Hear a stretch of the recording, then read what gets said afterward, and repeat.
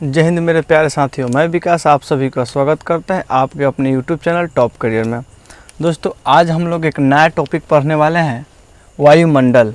आज देखेंगे कि वायुमंडल होता क्या है और इससे प्रश्न कैसे आते हैं। दोस्तों वायुमंडल बहुत ही इम्पोर्टेंट टॉपिक है हमारे एग्ज़ाम के लिए। ठीक है दोस्तों, चलिए तो इसको शुरू करते हैं। शुरू करने से पहले दो लाइन आप लोग के लिए। आप लोग देख रहे होंगे आजकल के लोग बहुत दूर से पैदल ही अपने गांव में चले आ रहे हैं, तो इस पे दो लाइन है कि सड़क को बहुत गुरूर था अपने लंबे होने पर। सड़क को बहुत गुरूर था अपने लंबे होने पर, गरीब के हौसले ने उसे पैदल ही नाप दिया। ठीक है दोस्तों, तो यदि हम लोग के अंदर यदि जुनून रहेगा तो हम लोग कुछ भी कर सकते हैं, कोई भी मंजिल तक पहुंच सकते हैं। चलिए दोस्तों, इसी के साथ हम लोग इस टॉपिक को आगे थोड़ा सा बढ़ाते हैं और देखते हैं कि इससे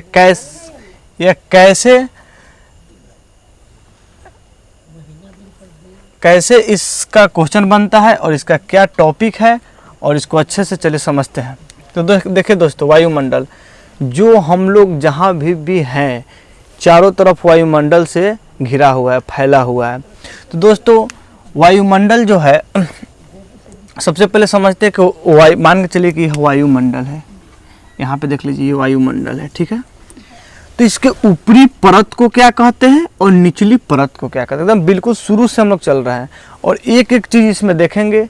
आज के बाद आपको कभी भी वायुमंडल में प्रॉब्लम नहीं होगी। ऐसा हो ही नहीं सकता कि आप वायुमंडल के बारे में कुछ जानते ही नहीं हो।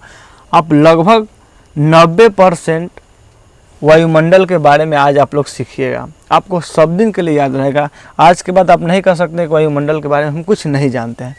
तो ऊपरी परत को क्या कहते हैं और निचली परत को क्या कहते हैं। तो देखिए दोस्तों, वायुमंडल दिया है कि वायुमंडल के ऊपरी परतों के अध्ययन को क्या कहा जाता है दोस्तों, एरोलॉजी। क्या कहा जाता है, एरोलॉजी। तथा निचली परतों को मेट्रोलॉजी कहा जाता है। एक बात तो क्लियर हो गई होगी कि वायुमंडल की ऊपरी परत को एरोलॉजी और निचली परत को क्या कहा जाता है, तो मेट्रोलॉजी कहा जाता है। इसमें कोई दिक्कत नहीं हुआ होगा। अगला पॉइंट देखते हैं क्या दिया है। वायुमंडल जो है, हम लोग का जो वायुमंडल है वो 10,000 किलोमीटर तक फैला हुआ है। कितने किलोमीटर तक फैला हुआ है दोस्तों, 10,000 किलोमीटर तक मेरे प्यारे दोस्तों फैला हुआ है। कौन, वायुमंडल।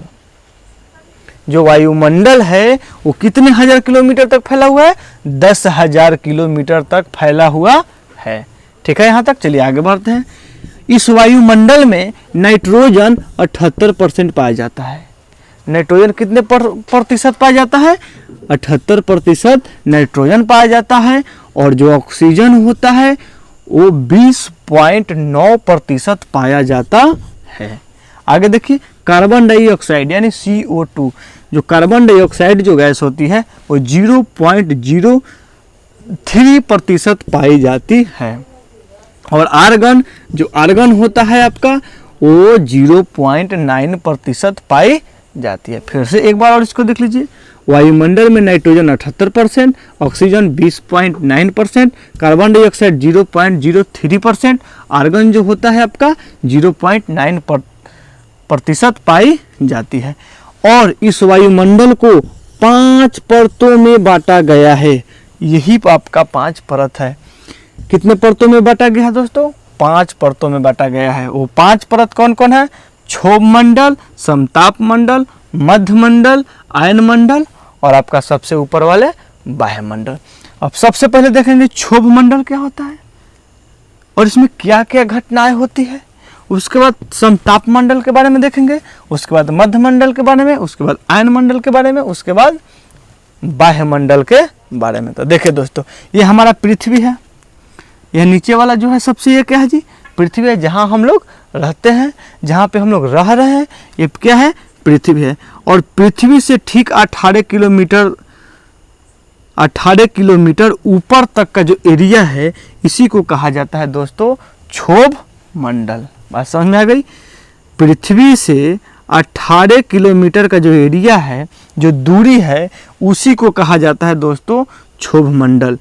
और इसमें क्या, इसमें वायुमंडलीय घटनाएं होती है। वायुमंडलीय घटनाएं का मतलब क्या हुआ, बारिश होना, आंधी तूफान आना, यही क्या है, वायुमंडलीय घटनाएं होती हैं। और उस सबसे ज़्यादा घनत्व होता है, और इस मंडल में सबसे ज़्यादा घनत्व होता है। जैसे जैसे हम ऊपर जाते हैं मेरा डेंसिटी क्या होता है, बढ़ते जाता है। तो क्षोभ मंडल में घनत्व क्या होता है दोस्तों, ज़्यादा होता है। और इसमें ग्रीन हाउस प्रभाव होती है। एक ग्रीन हाउस प्रभाव क्या होता है, तो इसमें ज़्यादा डीप हम लोग नहीं जाएंगे, बस थोड़ा सा इसके बारे में समझकर आगे बढ़ेंगे। ये जो ग्रीन हाउस प्रभाव होता है, ये लाइट को रुकती है। जैसे आप लोग देखे होंगे सर्दियों के दिनों में, जब हम नहीं बोलते हम लोग कि पूरा कुहा छाया हुआ है, यानी जब ठंडे के दिनों में जब बादल एक छा जाती है जो कुहा के रूप में, तब उसमें जब हम लोग अपने बाइक लेकर चलते हैं तो देखते हैं प्रकाश दूर तक जाती है, नहीं जाती है। वैसे ही जो घटना होती है उसी को कहा जाता है ग्रीन हाउस प्रभाव। बात समझ में आ गई होगी क्लियर, इसमें कोई दिक्कत नहीं हुआ होगा। चलिए थोड़ा सा आगे इसमें बढ़ते हैं।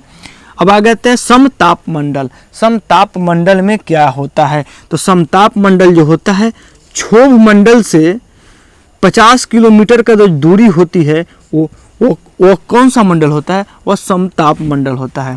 क्षोभ मंडल से जो ऊपर 50 किलोमीटर का जो दूरी होती है, ये 50 किलोमीटर लिखा हुआ है दोस्तों, 50 किलोमीटर की जो दूरी है वो क्षोभ मंडल होता है। और इसमें देखिए क्या क्या होता है दोस्तों, इसमें 10 किलोमीटर ऊपर तक, 10 किलोमीटर के ऊपर, पहले इसके ऊपर वाला समझते हैं फिर इसके नीचे समझेंगे।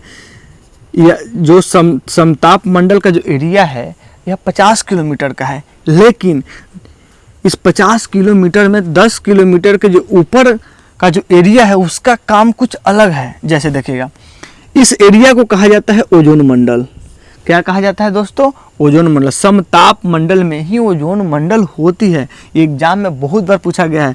तो जो ओजोन मंडल दोस्तों होता है, ओजोन मंडल में एक लेयर पाया जाता है जिसे ओजोन लेयर कहा जाता है। बात समझ में आई, जो लेयर होती है ओजोन मंडल में, एक लेयर होता है जिसे ओजोन लेयर कहा जाता है।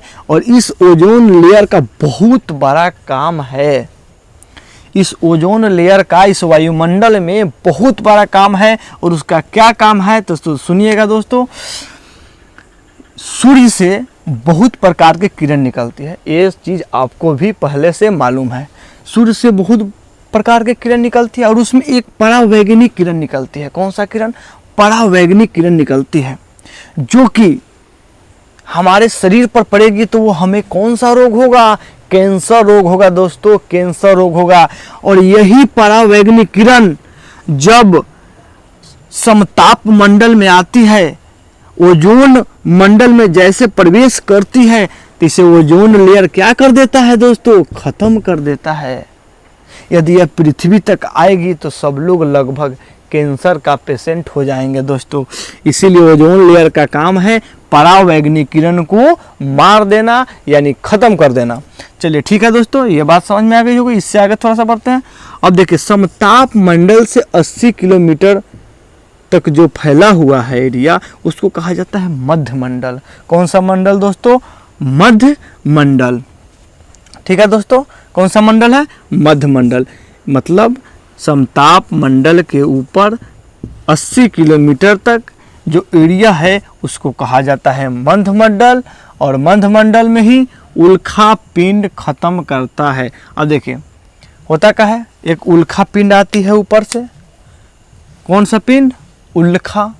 और उल्का पिंड जब ऊपर, ये बहुत खतरनाक होती है, यदि पृथ्वी तक आएगी तो बहुत सारी प्रॉब्लम हो सकती है।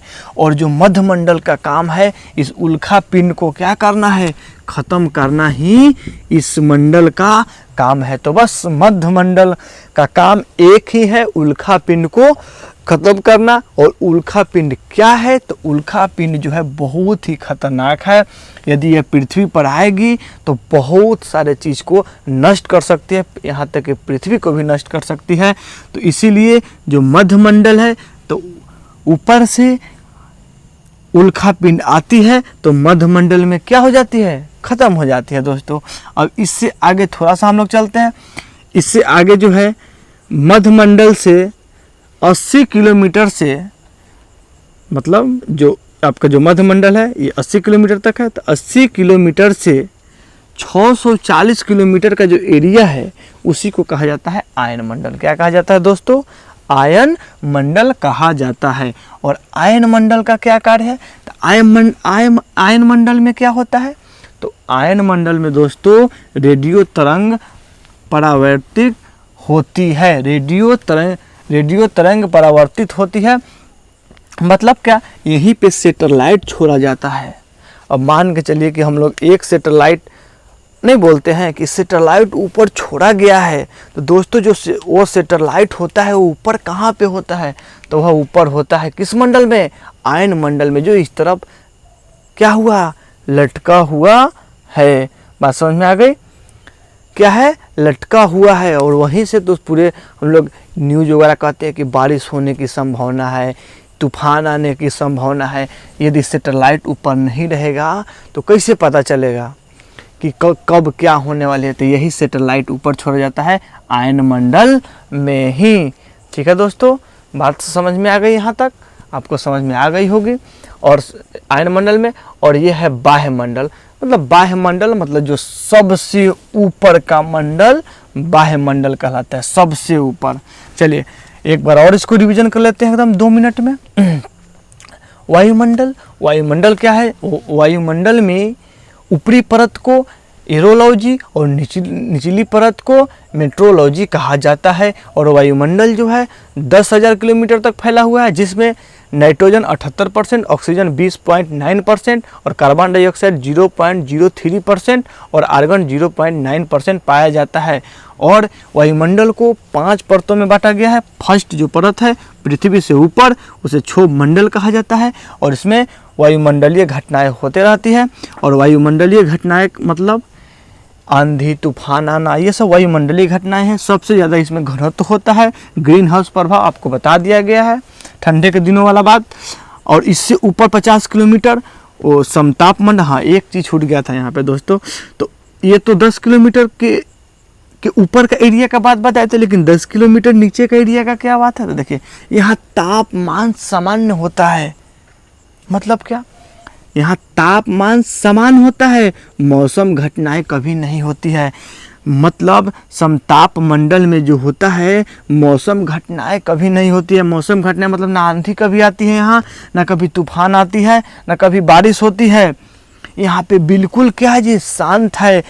तब तो है हवाई जहाज किस मंडल में उड़ाया जाता है, तो आपका समताप मंडल में उड़ाए जाते हैं। VVI कर लीजिएगा, वेरी इंपॉर्टेंट यह है, बहुत बार क्वेश्चन पूछा गया है एग्जाम में दोस्तों, कि हवाई जहाज जो हेलीकॉप्टर उड़ाया जाता है वह किस मंडल में उड़ाया जाता है, तो समताप मंडल में ही उड़ाया जाता है। क्योंकि यहाँ पे कोई मौसम घटनाएं नहीं होती है, ना कभी आंधी आती है, ना कभी तूफान आती है। इसीलिए यहाँ पर हवाई जहाज आप बिल्कुल आसानी से उड़ा सकते हैं। और इसीलिए तो हवाई जहाज वहीं पे उड़ाया जाता है जहाँ आंधी तूफान का कोई हमको प्रॉब्लम नहीं हो।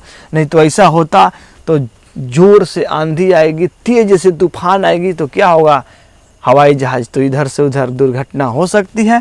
इसीलिए क्षोभ मंडल से ऊपर समताप मंडल में ही हवाई जहाज को उड़ाया जाता है। सबसे इम्पोर्टेंट को टॉपिक है ये, सबसे इम्पोर्टेंट पॉइंट, इसको समझिए।